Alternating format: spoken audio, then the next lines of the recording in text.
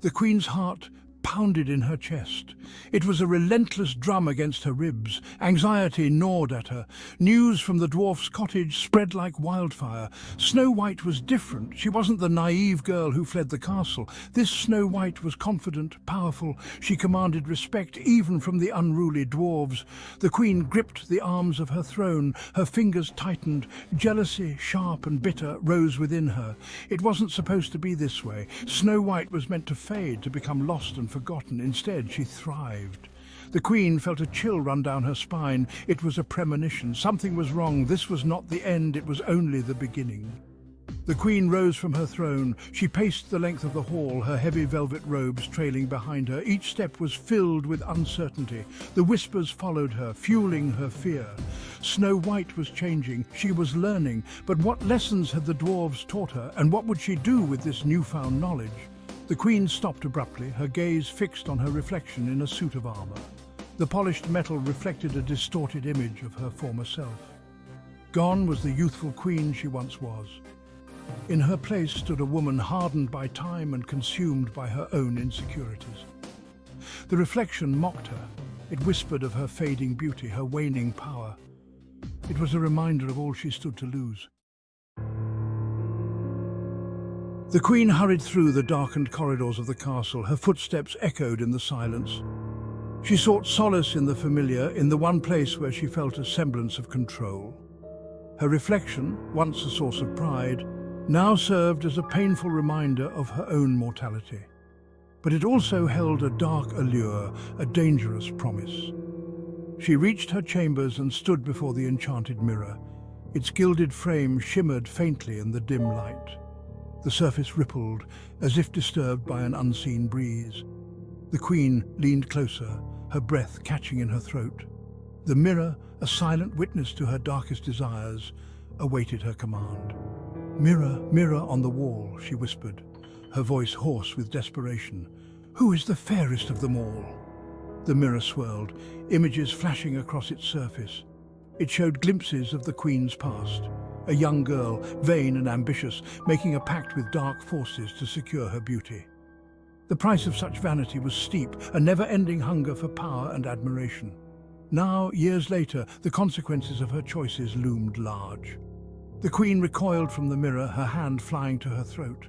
She had tried to outrun her past, to bury it beneath layers of silk and jewels, but the mirror refused to let her forget. It held up a cruel reflection, not just of her physical appearance, but of her soul. The queen was trapped, both by her own vanity and by the magic she had so recklessly embraced. The queen stumbled back from the mirror, her breath coming in ragged gasps. She pressed her hand against her chest, trying to quell the rising panic. The weight of the crown, once a symbol of power, now felt unbearably heavy. It was a constant reminder of her responsibility, of the delicate balance she was supposed to maintain. She thought of her kingdom, of the people who depended on her leadership. She had always prided herself on being a strong and decisive ruler. But her pursuit of beauty, her obsession with Snow White, had blinded her to the needs of her people. The kingdom suffered while she wallowed in her own insecurity. The queen knew she had to act not just for herself, but for the sake of her kingdom. Snow White, with her newfound strength and influence, posed a threat to the stability of the realm. The queen had to intervene to protect her people from the forces that were gathering in the shadows. She had made a mistake, a grave error in judgment. She had underestimated Snow White, but she wouldn't make the same mistake twice.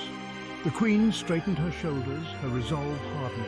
She would confront Snow White, reason with her. She would appeal to her sense of duty, to her love for the kingdom. If words failed, then the queen would do whatever it took to protect her people, even if it meant making the ultimate sacrifice. The queen ventured into the forest, her heart heavy with apprehension.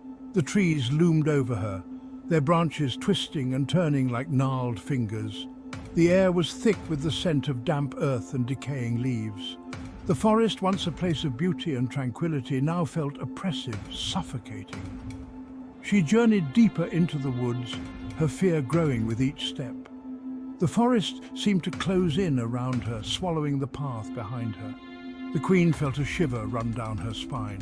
It wasn't just the cool air, it was the feeling of being watched, of being hunted.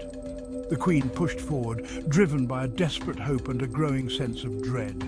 She had to reach Snow White, had to make her understand the gravity of the situation. But as she journeyed deeper into the heart of the forest, the Queen couldn't shake the feeling that she was walking into a trap, a carefully orchestrated illusion. The forest seemed to whisper warnings, urging her to turn back. She ignored them, her gaze fixed on the path ahead. The Queen was determined to confront Snow White, to face her fears head-on, but she couldn't escape the feeling that she was walking into the jaws of a beast, a darkness that threatened to consume her whole.